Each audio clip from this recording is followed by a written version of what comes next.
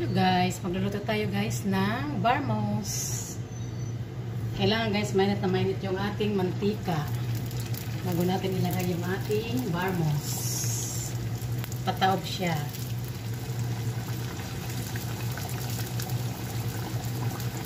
Kasi madali naman ito maluto siya guys.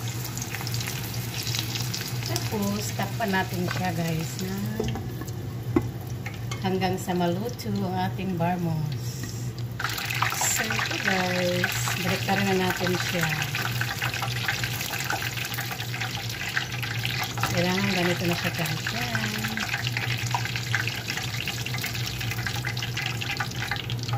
Luto na guys, kailangan golden brown lang. Ito yung ating barmos. Barmos everyday pag Ramadan. This is the delicacy, specialty ng aming bahay guys. It's a barmos.